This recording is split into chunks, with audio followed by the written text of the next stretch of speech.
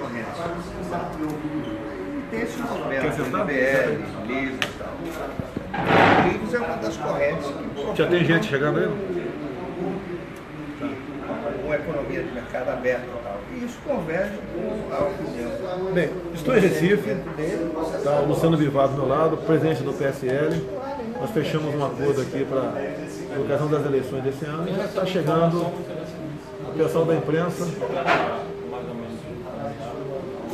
para discutir esse assunto, né, se inteirar também. Então, obrigado pela não existe audiência aí. Nenhum fisiologista. Tenta pegar todo mundo aqui, som também, chega mais perto. Queria perguntar para o senhor, o termo filiação, o contrato de hoje. Isso o contrato de hoje é pouco parecido com o que houve no caso do Patriota também? Foi um pré? Não, olha só. Eu não tinha garantia da legenda no Patriota. Quando você vai para um partido, olha só, o que acontece, né? O Bivar está num partido pequeno. Ele sabe disso, é uma maldade, né? Dificilmente o Bivar sozinho sobreviveria à cláusula de barreira. Eu, sem partido, também não seria candidato. Então, estão fazendo um casamento.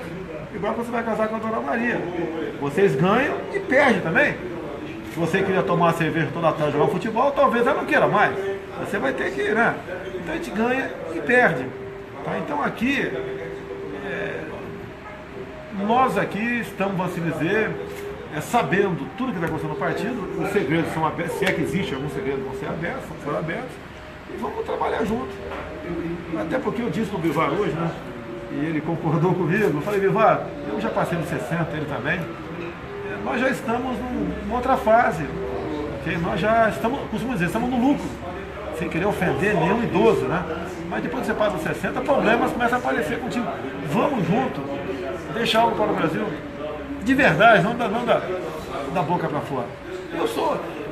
Eu não conheço a vida econômica do Bivar, mas pelo que eu sei, é uma pessoa que está resolvida no mundo econômico, já está garantindo a sua aposentadoria até os últimos dias aqui na Terra. A minha também está.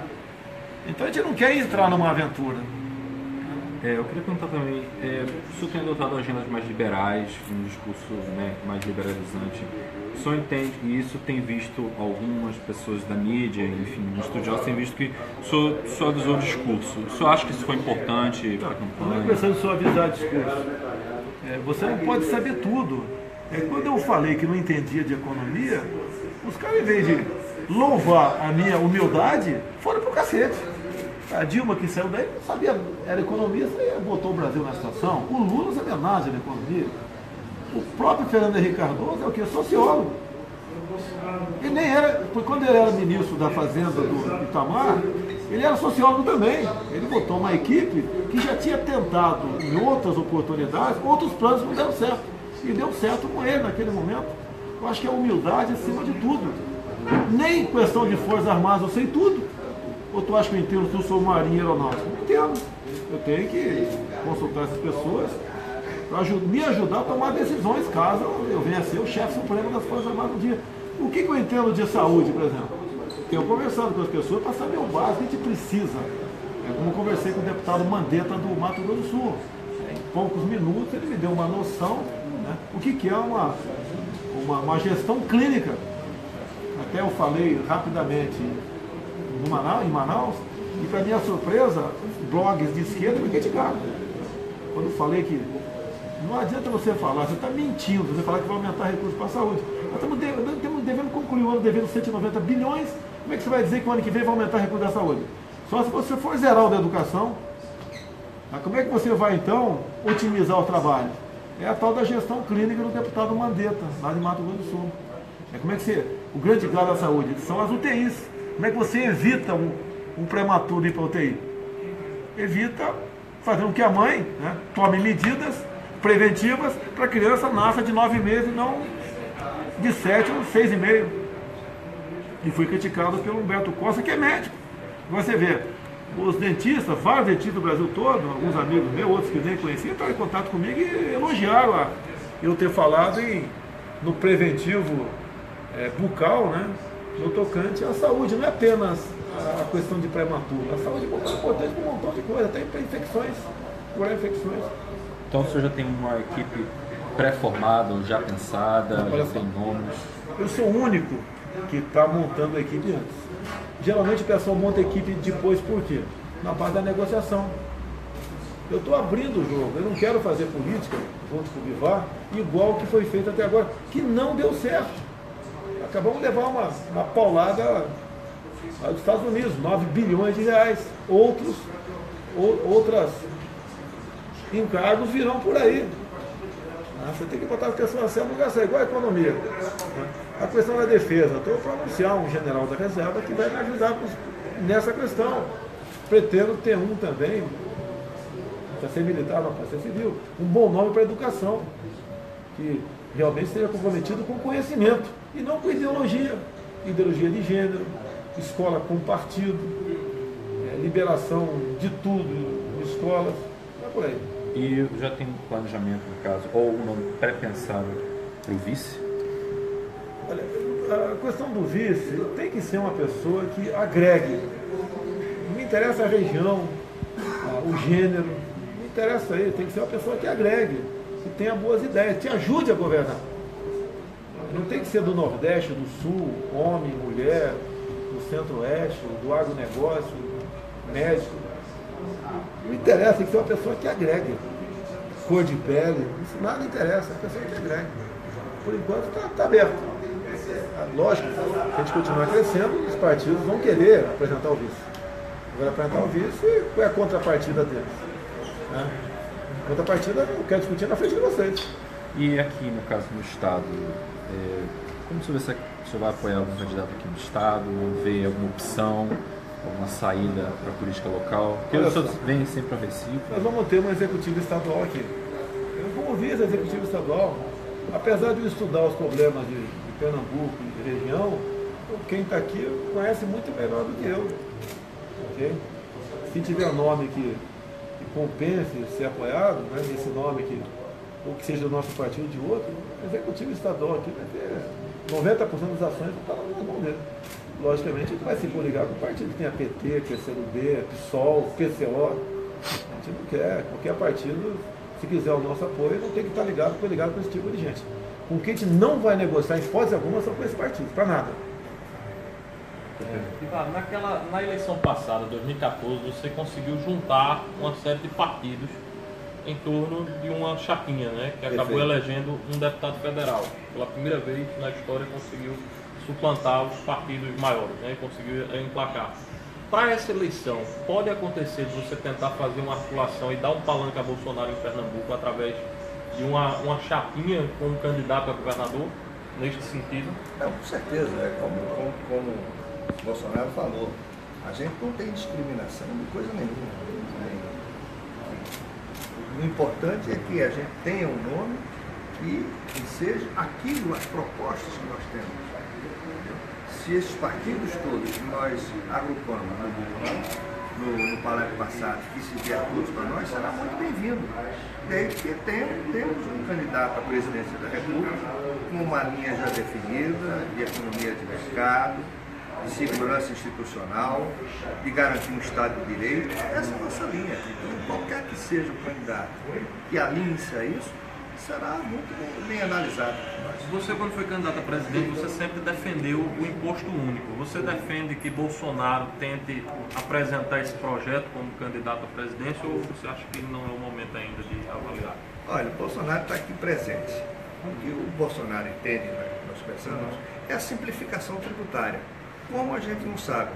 Para isso temos conversado, o Bolsonaro especificamente, com Paulo Guedes, eu tenho conversado também com o Marco Sintra, tá certo? E todos são economistas de nome, estão interessados em apresentar uma proposta e no momento oportuno essa equipe econômica vai apresentar à sociedade brasileira uma proposta que seja factível depois de passar naturalmente pelo crivo do candidato a presidente.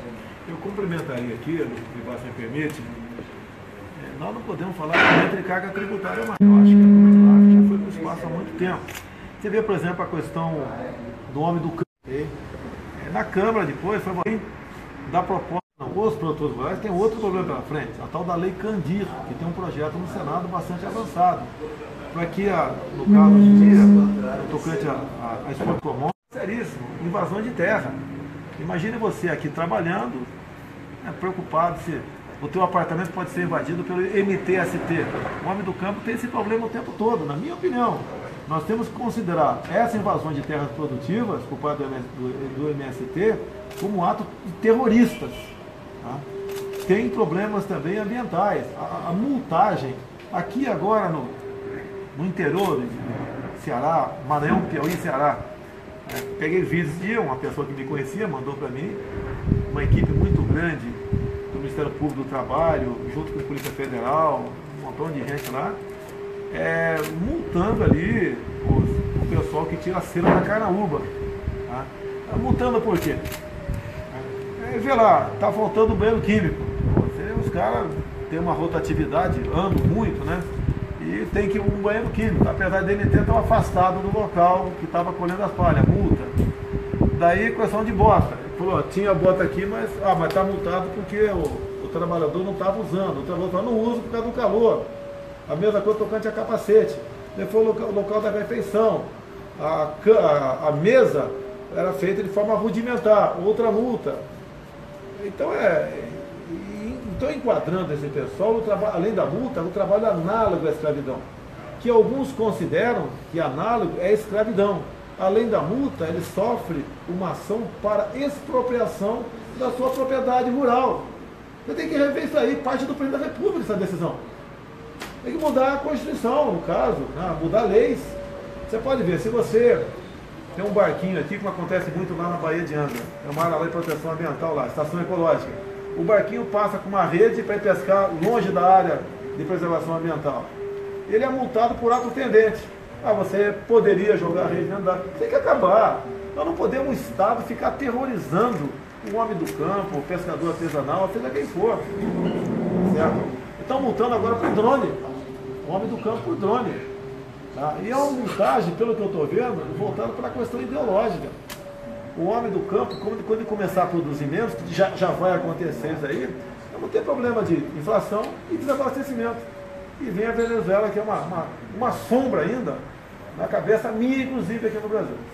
Como você vê essa questão internacional e desse conflito que está vendo na Venezuela? Olha, demorou, o nosso embaixador foi expulso. O Temer precisou chegar a esse vexame, ele podia ter chamado o embaixador para cá. É uma maneira de você mostrar que você não está contente. Até na questão do Mercosul, você tem a cláusula ali do desempenho democrático, que a Venezuela não estava cumprindo, você podia afastar a Venezuela. O governo do PT fez exatamente o contrário. Inclusive, não é a primeira mão, né, mas ninguém publicou ainda, pode ser uma boa notícia para vocês, para entender um pouquinho de ideologia. Para a Venezuela entrar no Mercosul, eles tinham que afastar o Paraguai. O Paraguai não aceitava, o Uruguai aceitava, o Brasil aceitava, né, não aceitava a entrada da Venezuela. Então eles afastaram o governo do Paraguai numa operação que vale a pena você ler, está muito bem explicada no livro de Pepe Mujica, ex-presidente do Uruguai. E se fosse eu tivesse escrito o livro, você não precisava acreditar em mim, mas foi ele. E nas páginas 98 e 99, entre outras coisas dessa operação, ele diz claramente aí que Dilma Rousseff tomava decisões de Estado dentro do Palácio do Governo, ouvindo as inteligências cubana e venezuelana ao lado da BIM. Então quem diz isso é o ex-chefe de Estado, que é consideradíssimo pela esquerda da América do Sul todinho. Foi um ato falho dele. Nós podemos continuar falando em economia com esse viés ideológico. Tá? Questão da Venezuela. Eu fui de Roraima para ver como o povo de Boa Vista está convivendo com a invasão de venezuelanos. São nossos irmãos? São. Mas o problema está sendo seríssimo para os nossos irmãos lá em Boa Vista. Eu queria lhe perguntar a questão das fronteiras no Brasil, que é um dos grandes problemas da questão do tráfico de drogas. Como é que você pretende trabalhar isso como presidente da República? Olha, a fronteira dos Estados Unidos com o México são 3.400 quilômetros. A nossa aqui são 17 mil. Você tem como colaborar. Selar em definitivo você não consegue, nenhum americano consegue, quem dirá nós aqui. Agora, você tem que realmente dar poder de polícia e dar uma retaguarda jurídica para esses homens poderem trabalhar. Você pode ver, tem uma portaria de 2010 do Ministério da Justiça que fala sobre operações das Forças Armadas do tocante à GLO, interfere nisso, e também interfere junto às ações da Polícia Rodoviária Federal, Polícia Federal e Força É Força Nacional de Segurança. Por exemplo, proibido o tiro de advertência. Tá? Proibido você, um carro furar uma barragem, você atirar nessa viatura. Proibido. Tá? Proibido condução por algemas. Então como é que você vai fazer uma operação na fronteira, onde você vai botar barreiras para não passar, se alguém fura a barreira, você não pode atirar. E se atirar, o policial vai para a cadeia. Tá? E mais ainda, mais grave agora para você aqui. Em dezembro de 2014, Dilma Rousseff esteve em Quito, no Equador. Entre outras coisas. Né? Decidiu que a lei do abate simplesmente seria revogada um acordo entre eles ali. A lei do abate é uma forma de você intimidar alguém que está voando ilegalmente no espaço nosso. Tá?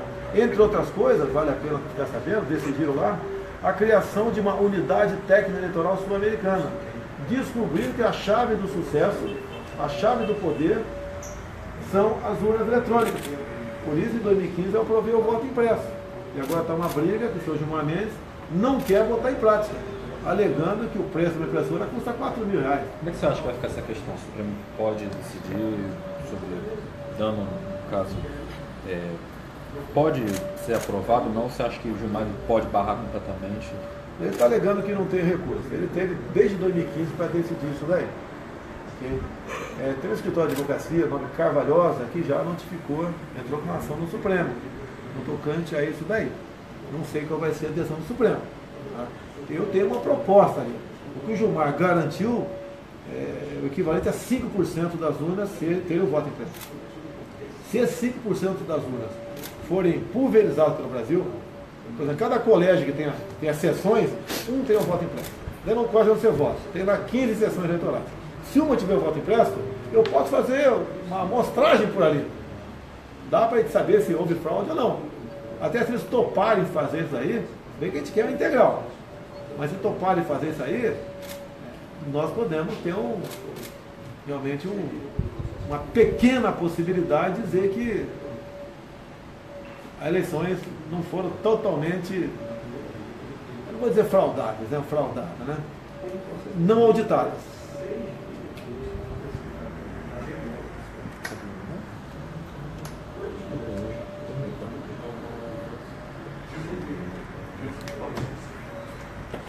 Então, obrigado. Vamos continuar conversando aí. Como é que está aí? Tem gente assistindo aí? 3.500. Tem 3.500. Está do seu lado. Vamos lá, estou aqui com o Luciano Bivar do meu lado, vocês estão chegando agora. Nós fechamos aqui um compromisso com o Brasil, né?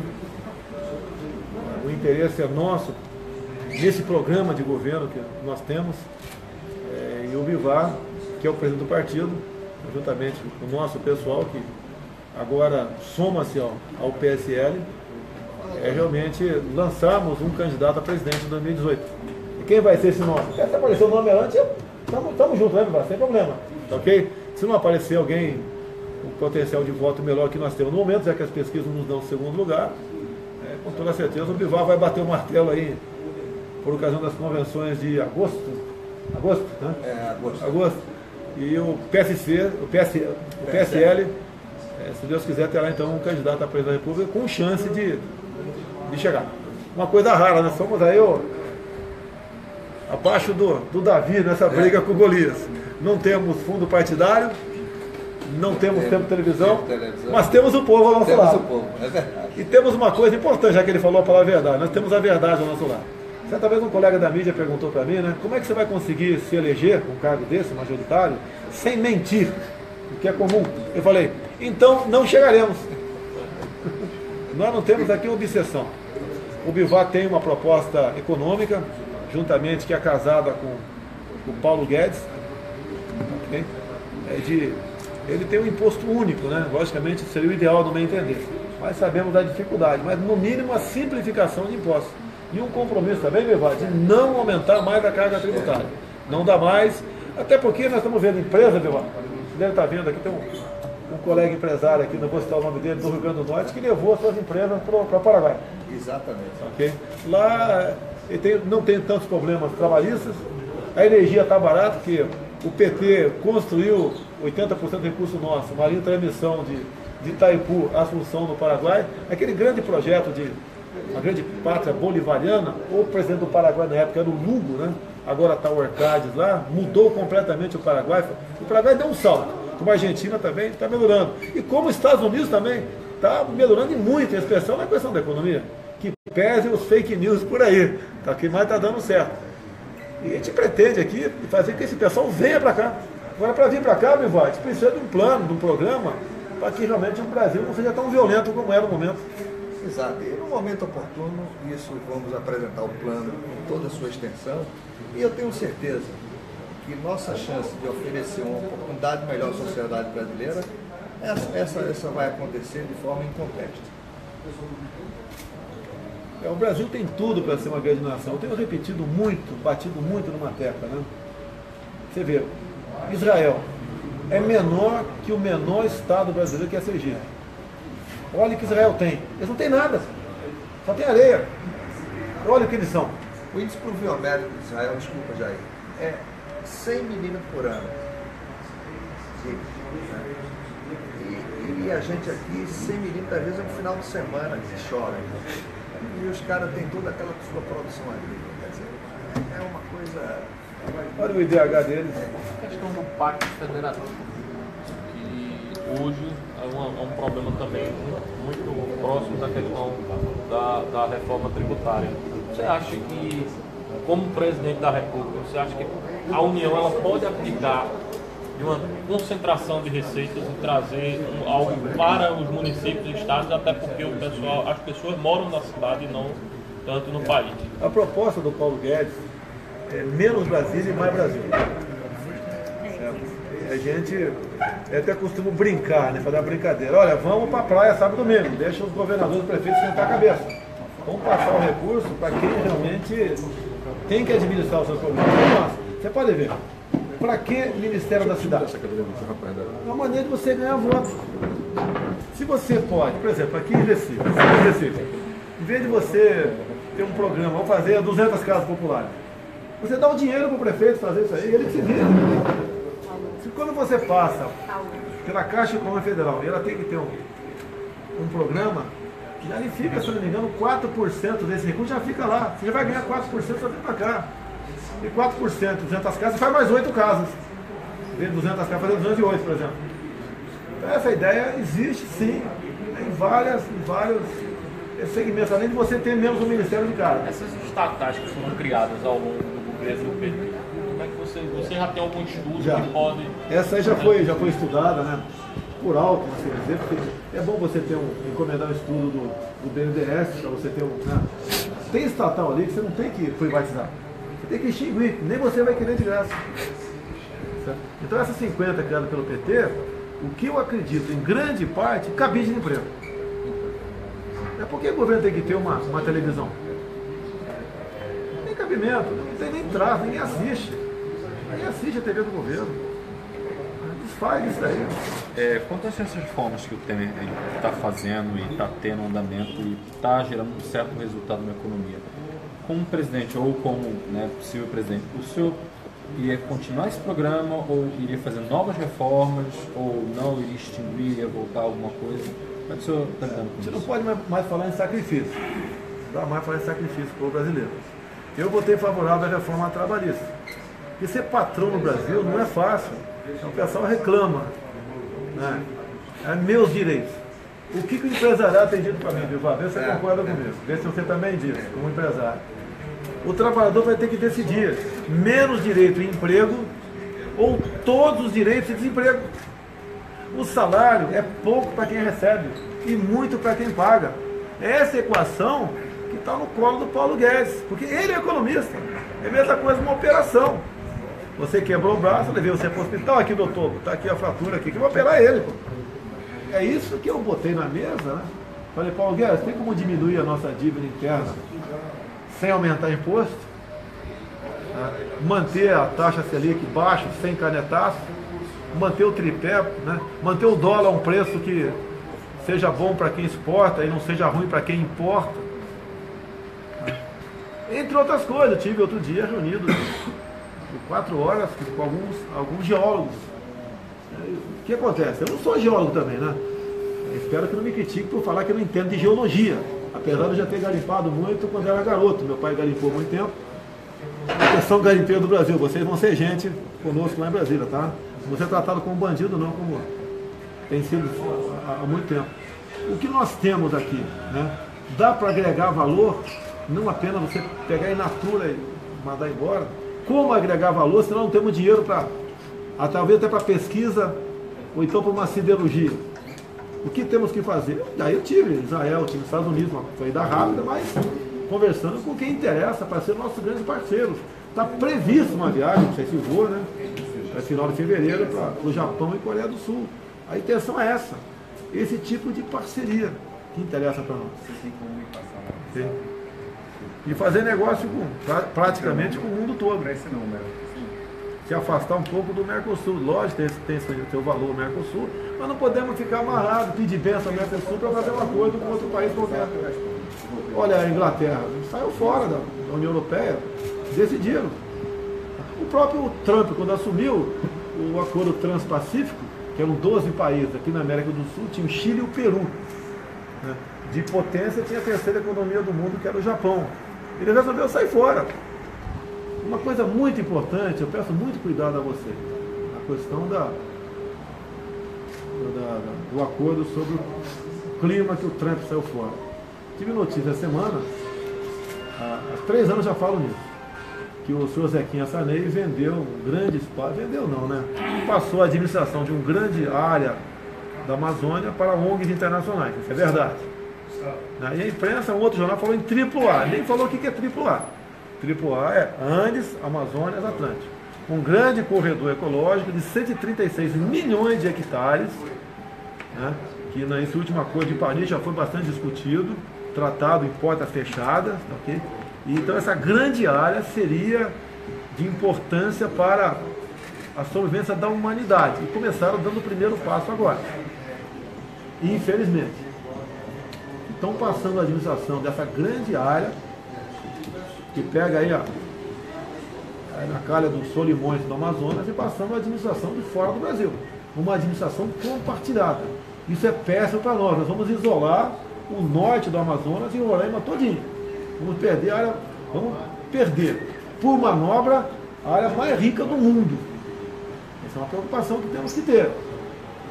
A Amazônia é nossa, com esse tipo de política, que um ministro do meio ambiente resolve, não consulta ninguém, vender, passar a administração de uma grande área nossa, da Amazônia, para ONGs internacionais, por um valor, não interessa o valor, foi pequeno o valor, até 60 milhões de dólares, mais ou menos, além de ser irrisório, dá mais ou menos R$100 por hectare, não tem cabimento fazer isso aí, sem entregar o patrimônio nosso.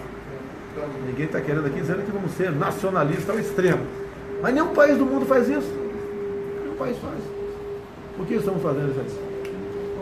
Eu sou da Feira de Pernambuco, sou Rebeca também. Essa candidatura foi fechada hoje, né? Em um acordo com o Bivar. Por que Pernambuco também? O senhor escolheu vir aqui. Tem algo a ver também com Lula, pelo fato de Pernambuco ser bem estratégico, o Nordeste ser estratégico em eleição também? Não, eu respeito ele aqui. Eu tenho 62 anos, o Bivar tem 73. Ele é mais antigo, ele é daqui. Então eu vim conversar com ele aqui. Se ele estivesse no Piauí, estaria no Piauí também, Amazonas. Tem a ver com o Nordeste, não tem nada a ver. Não. Eu não entro nessa área, nós somos um povo só. A minha esposa, o meu sogro... Mas é estratégico, né, em termos eleitorais, porque hoje sabe-se que Minas e Nordeste, eles podem definir uma eleição. Não, a gente não vai por aí. Dois episódios. Nós temos que unir o Brasil, esquecer esse negócio de cor de pele, de sexo, de região. Quase todas as cidades do interior, elas... Todas não, mas vamos dizer que algumas, aqui em Pernambuco, como é que você vê esse movimento das pessoas se prontificarem a fazer um outdoor para você, defendendo o seu projeto? Como é que você se sente com esse carinho, né, essa atenção, esse respeito, digamos que até uma devoção, né, que muita gente tem tido pela sua pessoa e pela sua candidatura? Como é que você... A grande parte das pessoas que, segundo as pesquisas, vão votar em mim, em torno de 40%, estão entre 16 e 24 anos. A garotada não acredita mais na perfeição hipotética da esquerda. Vamos dividir, nós temos que somar. Okay? forçar uma igualdade. A igualdade que eles querem é por baixo. O que tira o homem da miséria não são programas especiais, são projetos educacionais. Você sai da miséria adquirindo conhecimento. E a molecada acordou para isso. Com as mídias sociais, você tem que saber agora o que é Cuba, por exemplo. Né? Rapidamente você conhece a história de Cuba, Coreia do Norte. O PCdoB tem acordo com a Coreia do Norte. Né? O próprio PT, na figura da senhora Gleisi Hoffmann, fez uma moção de solidariedade ao Maduro agora. Olha o que esses caras pensam da gente. E a garotada que estuda, que tem uma cabeça mais arejada, vai cair na real. Opa, a gente continua aqui, a gente vai acabar igual aqueles caras lá. Então não tem adoração. Adoração nós temos que ter a Deus. Ninguém mais de Deus tem que ter adoração. O resto aí, você tem que procurar conhecer a pessoa, né? E daí ver se acompanha ou não. Muita gente fala que hoje em dia o Enéas é um homem que nasceu fora do teu tempo. Eu já li o plano de governo do Enéas. Muita coisa está na minha cabeça. A gente vai buscar botar em prática e assim chegar lá. Ok? E quanto aos outros candidatos, porque puxa-se muito, colocam muito você e o Lula nos extremos e tentam-se ainda achar um consenso no meio. Como é que você está vendo essa candidatura do Meirelles e outras pessoas que... Né? Olha só, o Bivar é um pouquinho mais antigo do que eu aqui. Bivar, direita até pouco tempo era palavrão. Era palavrão, falar em direita. O pessoal associava a militar, ditadura, tortura. Eu era direita. O que é ser direita? É ser o contrário que esse pessoal faz aí. Bem, quando eu comecei a crescer, 10, 12%, o que a grande mídia fez? Botou o PSDB na direita e me botou na extrema direita. E agora dizem que os extremos, né, devem ser evitados, que é o Lula para a esquerda e eu na direita. Eu não mudei nada do que eu sempre fui nessas questões. A grande parte da mídia tem seu candidato.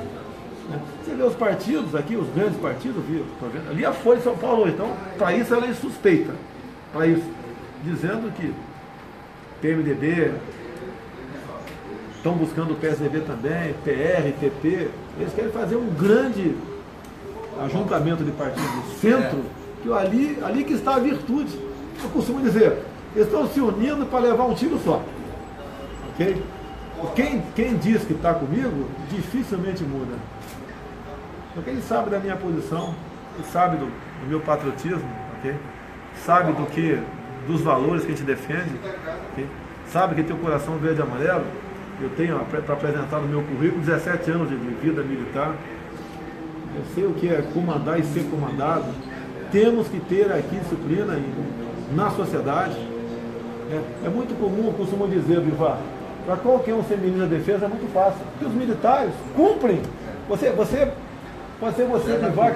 você que não tem, por exemplo, conhecimento da área militar, você for ministro da defesa, você paga a missão e o general vem ali e fala, missão cumprida ou não cumprida, por quê? No meio civil, se você não ficar em cima, dificilmente o pessoal retorna. Até porque muitas vezes o presidente não manda naquele ministro, é de um partido. Não interessa o presidente dar uma decisão para aquele ministro, ele tem que ser fiel aos seus deputados, senadores. É isso que a gente quer mudar. Falando no Ministério da Defesa, o prefeito de Porto Alegre, Nelson Marquesan, solicitou a Força Nacional para o próximo dia 24, quando haverá o julgamento do ex-presidente Lula no Tribunal Regional Federal da 4ª Região. E aí o Raul Jungmann, ministro da Defesa, que inclusive é pernambucano, afirmou que não atende essa solicitação, porque só quem pode pedir isso é o governador. O que é que o senhor acha dessa postura do ministro? Na teoria, ele está certo. Quem traz segurança pública é o respectivo governador do Estado. Agora, ele poderia, né, orientar o prefeito de Porto Alegre a buscar o governador e fazer essa solicitação. Porque, afinal de contas, no meu entender, existe o risco, sim, de problemas sérios em Porto Alegre. Até porque, caso o Lula venha a ser condenado, podemos ter problemas no Brasil. Sim, não é apenas lá. Nós temos que estar alerta no Brasil todo. Esse pessoal da esquerda não quer largar o poder. Ele sabe que a carta deles é o Lula. O Lula saindo, a tendência é ser varrido no mapa PT, PCdoB, PSOL. Se Deus quiser, vai acontecer isso. Ok? Então, eles estão ameaçando. E não podemos esperar acontecer para depois tomar providência. Acredito que a Força de Segurança, no mínimo, tinha que estar lá. Eu tenho certeza que o nosso Exército Brasileiro, sempre ao lado do povo brasileiro, tá? Vai estar no mínimo de prontidão nas unidades militares de Porto Alegre. Depois que foi anunciada a sua candidatura, houve um aparente racha, né? O próprio Livre disse que ia sair. Como é que vocês vão fazer para tentar unificar o partido? Olha, como todo partido, tem várias correntes, né? O MBL teve essa semana conosco, o Livre tem estado conosco, então é natural que um partido político tenha diversas correntes. Tá?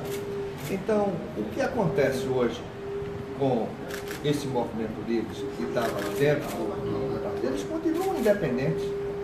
Nós temos uma proposta, eles vão ter que se adequar à nossa proposta, mas eu acho uma coincidência dos pensamentos dele muito com a nossa, minha e do Bolsonaro.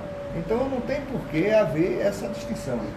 Se há algumas lideranças que estão descontentes, paciência.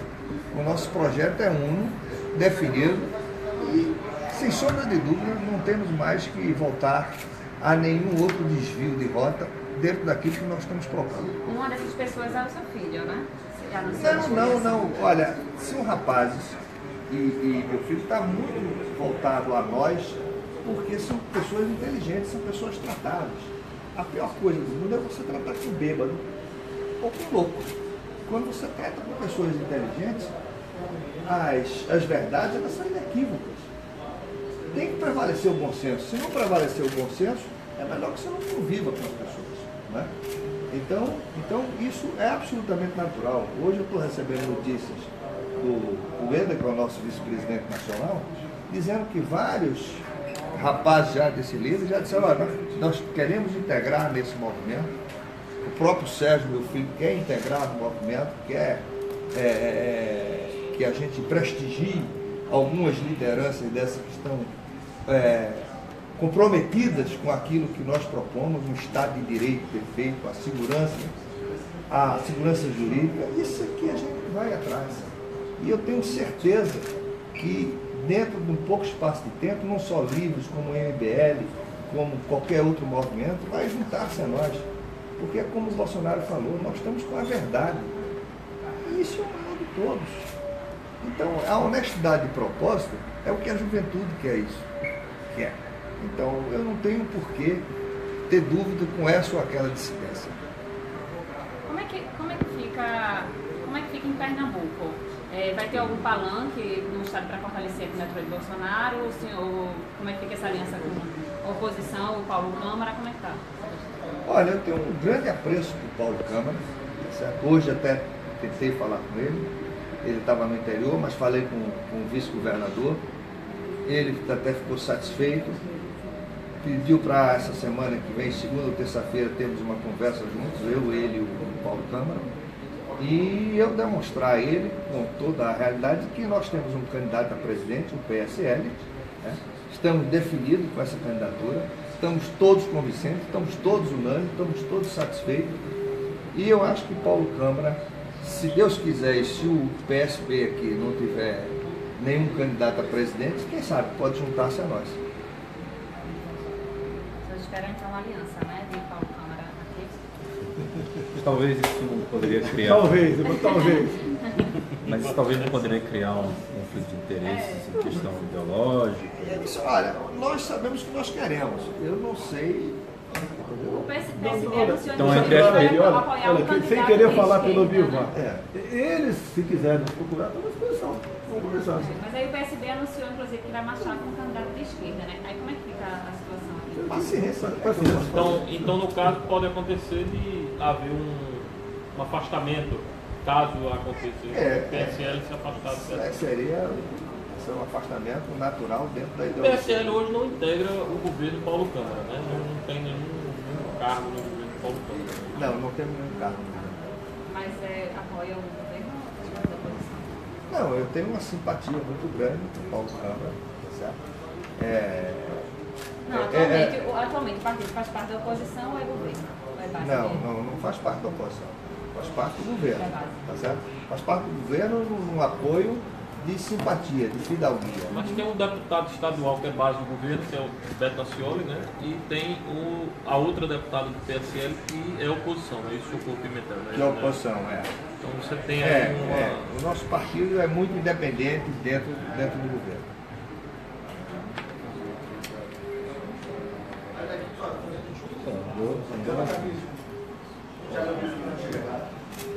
Ok, gente. A minha filha, o avô dela é de Crateús, pô. Tá vendo aí? Eu tenho sangue cabra da peste na família. em casa. Eu achei uma jogada, a análise política, eu achei muito. Olha só, Saída o que boa. nós conversamos muito aqui? Para fazer a mesma coisa, estamos fora. Vamos buscar fazer, não é diferente, é como tem que ser feito. Essa é a nossa ideia. Estamos ganhando muita simpatia em cima disso. Tem deputados do PSDB, do PMDB, que já abriram, que vão estar conosco. Ele não vai estar no nosso partido, como por exemplo, dois de Santa Catarina, do PMDB, não vai estar conosco na sigla, porque nós não temos televisão nem fundo partidário. Mas eles vão estar fazendo campanha para mim. Tem algum deputado que... Não precisa dizer o nome, mas tem algum Tem, deputado? tem. Além do Bivar? Tem mais dois. Como é que está a questão da Eunice? Agora, olha só, eu não tinha namorada ainda, você falava em casamento. Agora já estou com uma namorada aqui, né? Minha namorada é um PSL. Agora a gente pode, estamos à disposição de... Já foi feita a filiação? Não, nós vamos fazer só na época certa, o início de março. Porque se eu fizer agora, primeiro para a questão de ética, eu tinha que renunciar meu mandato. Eu tinha que renunciar meu mandato, né? Eu não vou fazer isso. Agora, mesmo eu filiando agora, não vai dar tempo de me caçar meu mandato, sei lá, mas vou começar a bater em mim que questão de ética, cumprir a lei, de renunciar ao mandato. Então tá tudo apalavrado, tudo certo. Tem uma coisa mais forte que isso. Assinamos agora um documento que foi distribuído para a imprensa, tá? Dessa unicidade, dessa comunhão de propósito, que é mais forte do que qualquer... Nós somos no tempo do filme do bigode. Como foi que surgiu essa... Primeiro contato. Como foi que aconteceu esse diálogo?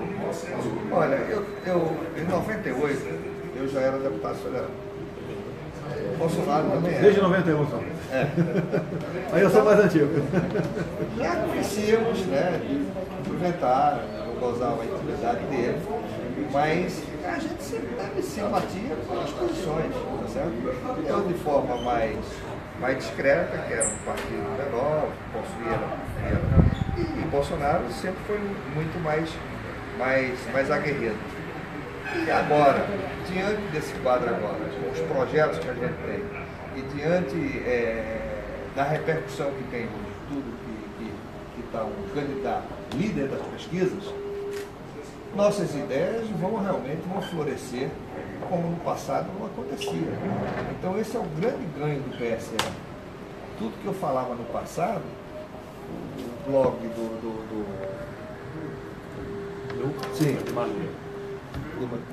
do Edmar Leira, o Jornal do Comércio, a Folha, não tinha repercussão, mas quando você está agora dentro de um projeto que tem reais possibilidades de dirigir o Brasil, todo mundo está interessado em saber quais são os pensamentos, quais são os projetos, quais são as coisas. E isso vai ser essa grande comunhão de ideias que a gente tem, que vai agora para a mídia nacional. Como é que está as conversas com outros partidos? Algum partido está sinalizando aí apoio também? Tem alguns partidos, mas seria uma descortesia eu falar desses partidos que vão apoiar aqui. Agora, em âmbito nacional, isso tudo vai passar por um comitê que é capitaneado por Jair Bolsonaro, o que é que vai somar para a gente e o que não vai somar. Bolsonaro, num cenário que acredito que tende a ser o mais plausível, que é a condenação do ex-presidente Lula no dia 24, e consequentemente ele estará de fora da disputa presidencial do ponto de vista jurídico. Algumas sondagens apontam você como líder quando o Lula não é candidato. Você acredita que em se confirmando isso, essa saída de Lula do páreo, você tem condições de angariar mais apoios para a sua candidatura diante de um cenário que deve se consolidar? Eu não estou torcendo nem contra nem a favor ninguém. Eu estou em campo E só tem um espaço para quem foi campeão. Segundo lugar, vice não vale. Okay? E nos preparamos para chegar ao final da linha. Se o Lula vai se tornar elegível ou não, para mim não faz diferença nenhuma. Eu espero que seja feita a justiça agora, dia 24. Okay? Se eu for juiz, eu teria meu veredito aqui para dar. O Paraná Pesquisas fez uma pesquisa sem o Lula e botou a Dilma no lugar dele. Então eu fiquei disparado em primeiro lugar. O regra 3 nesse jogo aí seria o Ciro Gomes também. O Ciro Gomes, quando fala que seria candidato, desde que o Lula não seja. Okay? Agora você pode ver, muitos desses candidatos, a grande parte, está envolvida na Lava Jato. E a questão da corrupção, se você perguntar para a rua, cada 10 pessoas, se você perguntar na rua, no mínimo 6 vão falar que a questão da honestidade está em primeiro lugar. E aí eu estou tranquilo. Não estou dizendo que sou honesto, estou comprovado. O Joaquim Barbosa falou que eu fui o único da base aliada que não foi comprado pelo PT. Ele que falou. O Alberto Youssef falou que eu era um dos 3 do PP que não foi buscar dinheiro na Petrobras. Apesar de não ser ilegal, quando o meu partido botou na minha conta 200 mil reais da JBS Friboi, eu devolvi.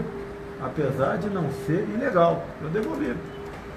Eu fui o único dos 1.428 candidatos que receberam dinheiro do partido via JBS que devolveu. Dizendo, repetindo aqui, não era legal. Naquele tempo não existia a palavra de propina legal.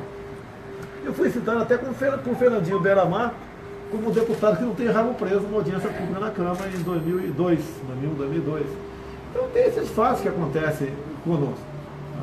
Eu tenho uma coisa que me ajuda muito nessa questão, sem querer desmerecer qualquer outra pessoa que não passou por lá. O fato de ser passado pelo Exército Brasileiro te dá uma noção de disciplina e hierarquia muito forte em você. Coisa que a nossa sociedade como um todo está carente. Se não se tem respeito, nem sala de aula mais. Eu vejo pelo Rio de Janeiro, não sei se acontece aqui. No Rio, em muitos locais, a professora está muito mais preocupada em não apanhar do que em dar aula. Talvez ocorra por aqui também. Visitei as escolas militarizadas, algumas, de Goiás e Amazonas, militarizadas pela Polícia Militar. São as melhores escolas do Brasil. Se eu não me engano, você tem uma proposta de militarização das escolas. Não, olha só, qual é a proposta nossa? Eu estou em Recife, aqui existe o Colégio Militar de Recife. No primeiro momento, todas as capitais de estado teriam um colégio militar. São Paulo não tem nenhum colégio militar. A questão é buscar convênios. Aí Estado, geralmente é Estado, ver o que a União pode ajudar. Em algumas escolas seriam administradas por militares. Os professores mesmo, como muitas vezes não tem como exercer autoridade, em especial área de risco, eles ficam muito mais felizes, como vi em Manaus, ter um coronel sendo diretor da escola do que um colega civil. O coronel está lá com os militares lá dentro. Então não está preocupado com droga na escola, com invasão de traficante, existe hierarquia e disciplina. A garotada vibra com esse tipo de escola. Há 10 anos, Amazonas e Goiás vem fazendo isso aí. E até com muito sucesso. A garotada lá, o percentual de aprovação em concursos públicos, universitários, é enorme. Nem se compara com os demais. E geralmente foram colocados em lugar de gente pobre. Eu gostaria do Rio de Janeiro, em vez de UPP, tem muito a ver com o Estado. Em vez de UPP, Unidade de Polícia Pacificadora, que agora não deu mais certo, você botar algumas escolas militarizadas do lado. E olha que os pais brigam para o filho entrar na escola. Que sabe que lá o garoto vai aprender. E é através da instrução que ele vai sair da miséria. Não pode ter muita democracia em sala de aula, não. Pouquíssimos direitos para garotar em sala de aula, muito mais deveres. Você consegue mudar o Brasil. Eu queria fazer um vídeo só com o Bolsonaro falando das propostas. Já. Eu queria fazer um vídeo assim, se você falasse, por favor, suas principais propostas. Como é que eu... Olha só. Eu não estou em campanha eleitoral. Eu não posso apresentar proposta. Mas o senhor tem... Mas os problemas, posso falar dos problemas do Brasil, né? Que tem que ser solucionados. O mais importante é a questão da violência. Que tem que combater, arranjar maneira de diminuir essa violência no Brasil. A minha proposta nessa área, entre outros, né? A questão do armamento. O desarmamento fez com que a violência aumentasse no Brasil. A bandidagem ficou muito mais à vontade, sabe que vai procurar sua vítima, vai contar ela desarmada, inclusive dentro de casa. No período militar, que é tão criticado, você comprava a tua arma na mesma e dava de presente para o teu pai. Hoje em dia, para você comprar uma arma, mesmo sendo maior de 25 anos, é quase impossível.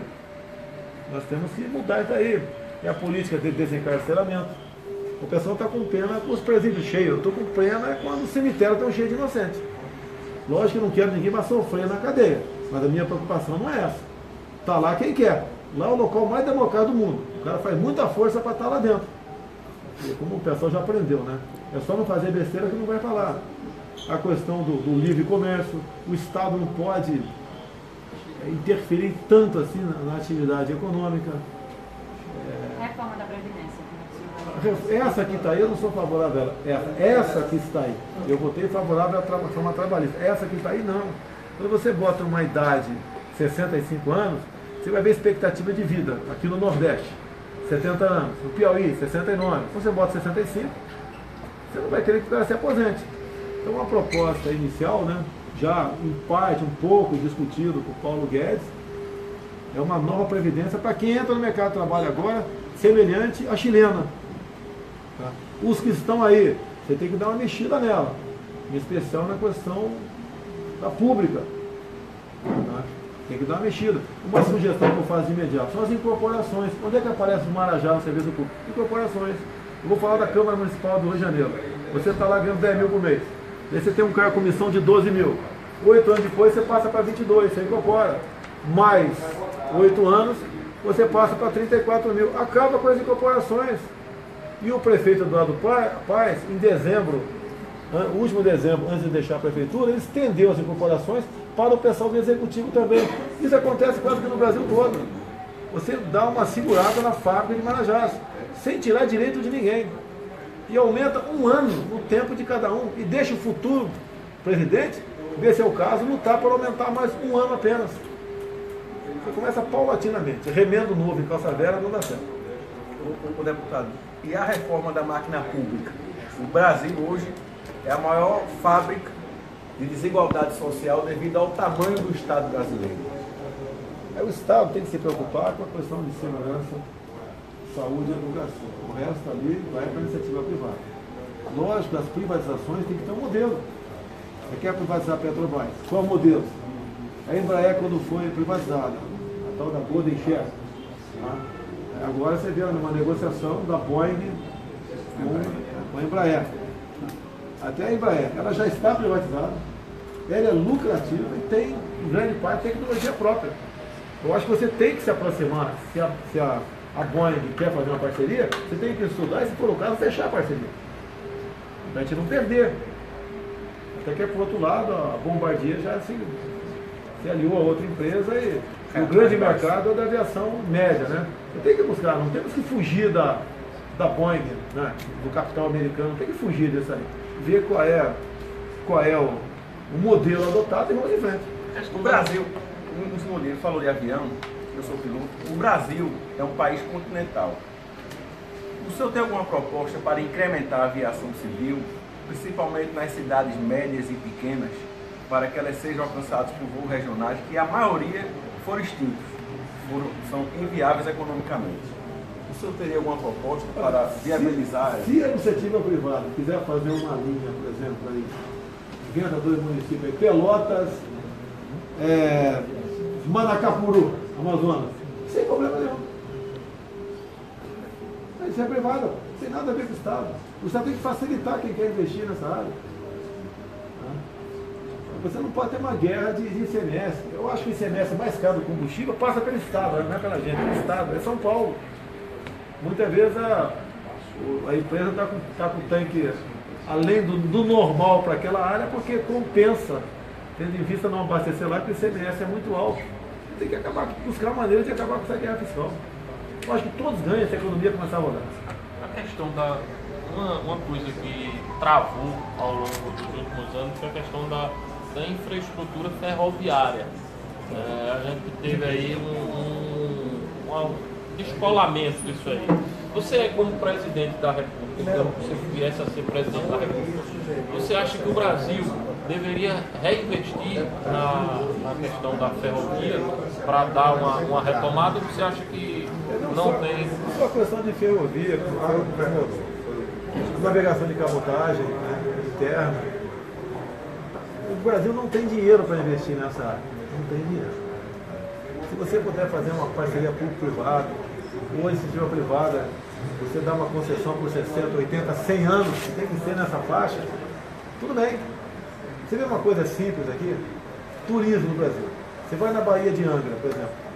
Criaram agora lá uma estação ecológica de Tamoios. Você não pode fazer mais nada lá.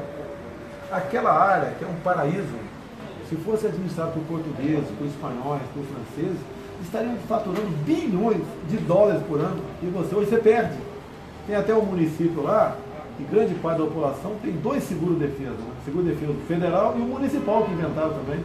Além de as mesmas pessoas viver também no Bolsa Família. Ou seja, é só ônus para o Estado. Poderiam essas pessoas mais humildes estar trabalhando na questão do turismo lá. Então, é uma política ambiental equivocada. E é outra questão também gravíssima, é a política indigenista, em especial nas áreas mais ricas do Brasil, né? Região norte e central. Então sou favorável, no caso aqui, à privatização da Eletrobras, né? Que está toda uma questão... Tem que ver o modelo. Enquanto eu ver o modelo, eu não vou bater o martelo aqui não. Eu entendo que o setor energético ele é estratégico. Eu até costumo dizer, a China não está comprando no Brasil, ela está comprando o Brasil. Nenhum país do mundo faz o que o Brasil está fazendo. Você pode abrir para o capital de fora, mas em especial para países que aceitem, caso você queira investir lá, ou faça. E quando você vende para a China, você não está privatizando, você está estatizando para a China. Quer ver? O Brasil não tem inteligência estratégica. Nós devemos fazer comércio com a China? Sim, vamos fazer comércio com a China. Mas ele tem 7 vezes mais habitantes do que nós. O Brasil deve começar brevemente a vender terras agricultáveis para estrangeiros. Eu te pergunto, se eu for o dono da despensa da tua casa, o que você vai almoçar amanhã? O que eu quiser. Se outros países vierem investir na nossa agricultura aqui, não vai ser para o nosso bem. É negócio. É para o bem deles. Vem ganhar dinheiro aqui. Nada contra ganhar dinheiro aqui, mas o que vai sobrar para nós? Todo país, até Israel, que só tem areia, tem a sua segurança alimentar garantida. Nós, da maneira como está sendo discutido internamente no Executivo a venda de terras, nós não teremos segurança alimentar no Brasil.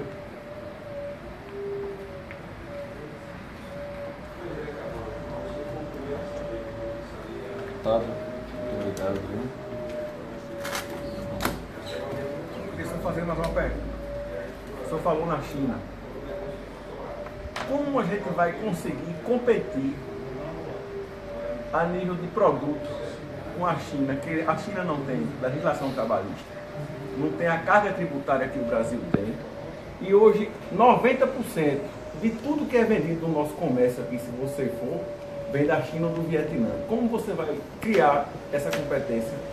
Aguardo sugestão tua em primeiro lugar, aqui, já que você sofre um problema aqui. O Brasil não investe em tecnologia. O americano tem o Vale do Silício. Nós temos o Vale do Nióbio, o Vale do Grafeno.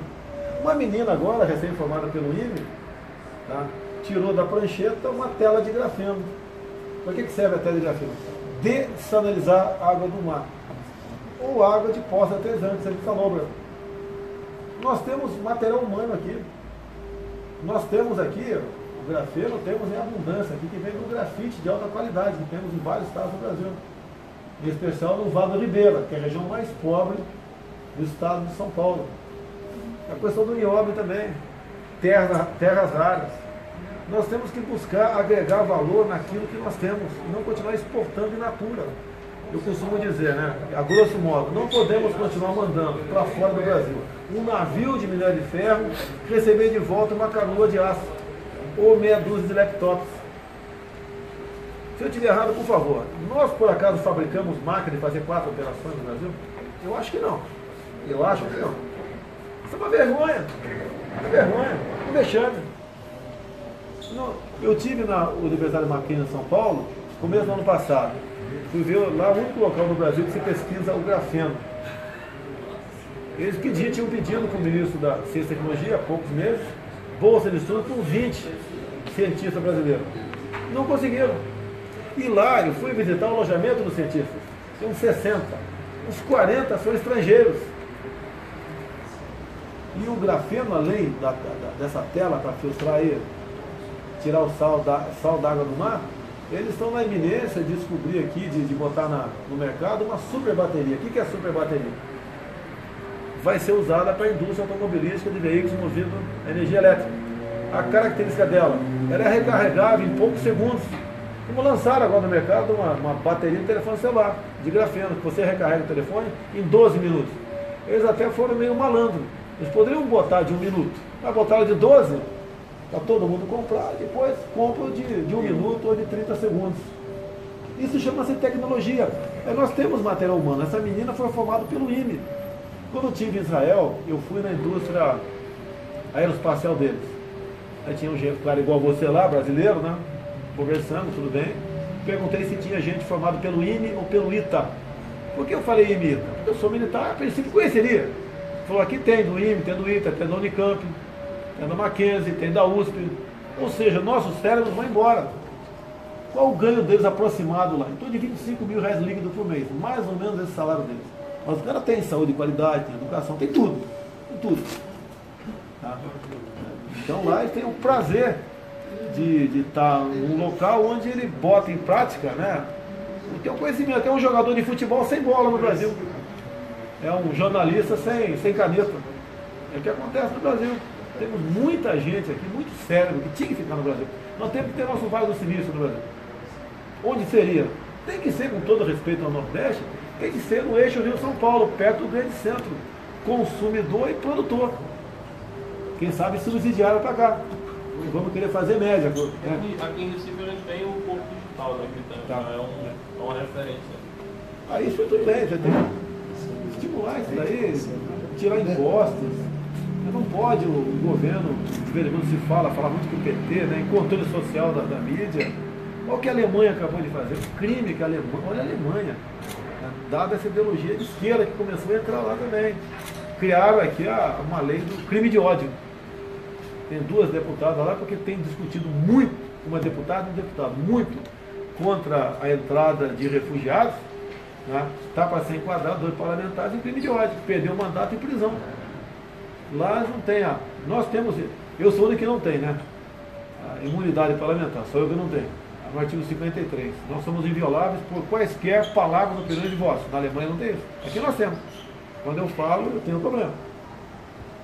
Fui condenado várias vezes, em primeira até em segunda instância, a ação de danos morais por ter usado a tribuna da Câmara.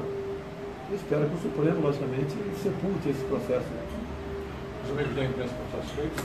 É isso, Vocês fizeram um pelotão, de pergunta. Foi uma coletiva. Destacar mais alguma coisa? Destacar mais alguma coisa? Você vai para onde agora? O Porto? Está previsto decolar logo mais.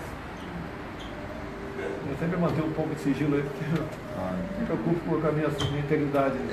Muito obrigado. Vamos fazer a foto dos dois? Finalizar, Jair? Continua?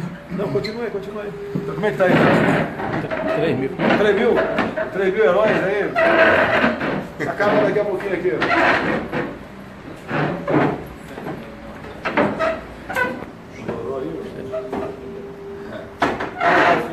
Estourou seu.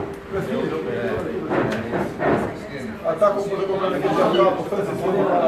Júlia. Tudo bom? Na rádio. Eu sabia, você era fã do Bolsonaro, eu sabia que você. Foi amor à primeira vista. Ele é fã do Bolsonaro, não tem perigo aí. Eu vim tocando sanfona agora ali, eu me apaixonei de Tá vez. vendo? Aí. Beleza. Deixa eu tirar agora só vocês dois, assim, os dois. Tem matéria de capa. Muito bom. Beleza. Bom? Tá ótimo. Muito obrigado a você. Muito obrigado.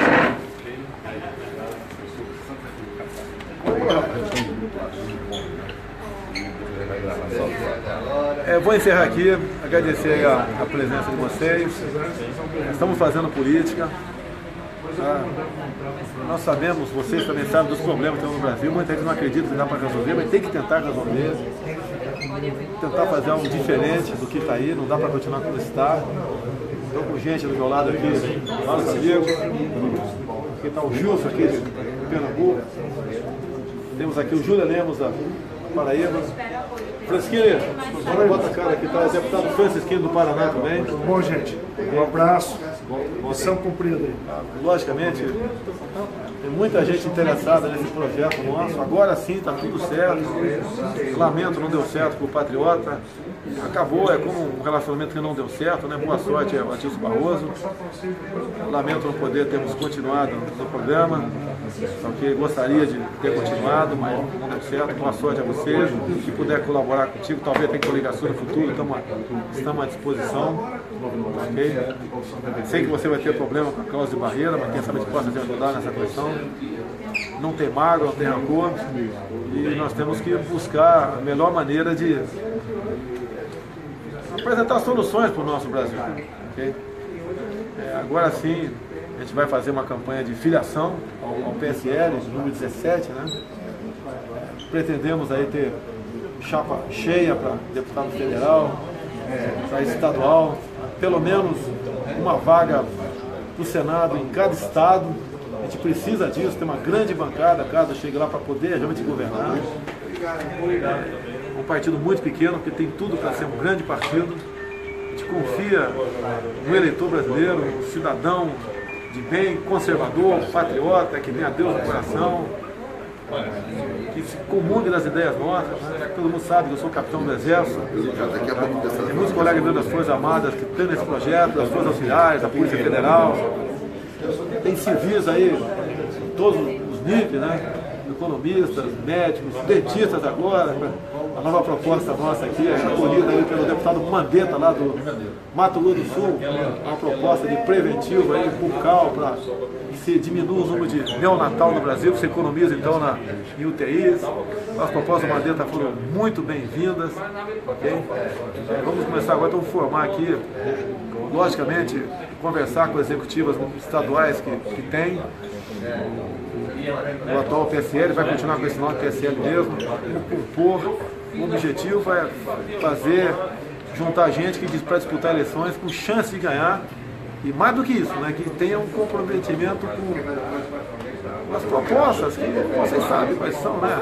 Liberal, o economista Paulo Guedes está conosco, de valoração das Forças Armadas, retaguarda jurídica para os policiais, civis e militares, meios da nossa Polícia Federal continuar atuando, buscar o comércio com o mundo todo, deixar o Mercosul mais na sua estatura, não ficar fazendo comércio com viés ideológico, investir, jogar pesado na questão da segurança pública, dar paz para os nossos policiais no Brasil, civis e militares, poder trabalhar, uma retaguarda jurídica. Não pode, a qualquer evento ocorrido, prender o policial não pode continuar tendo medo de julgamento, do capa preta, comumente chamado, né? Tem que ter uma retaguarda jurídica, mexer no Código Penal. Gostaria muito, caso fosse possível, cada estado tenha o seu Código Penal, como existe nos Estados Unidos, e buscar agregar valor naquilo que nós produzimos.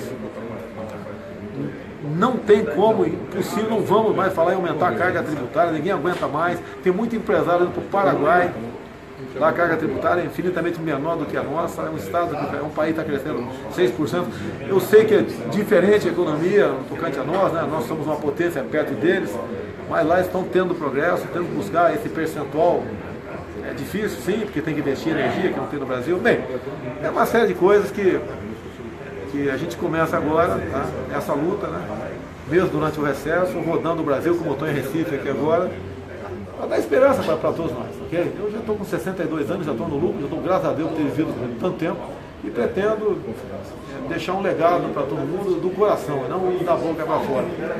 E menos Brasília e mais Brasil. E Brasil acima de tudo, Deus acima de todos. Até uma oportunidade. Muito obrigado, pessoal. Valeu!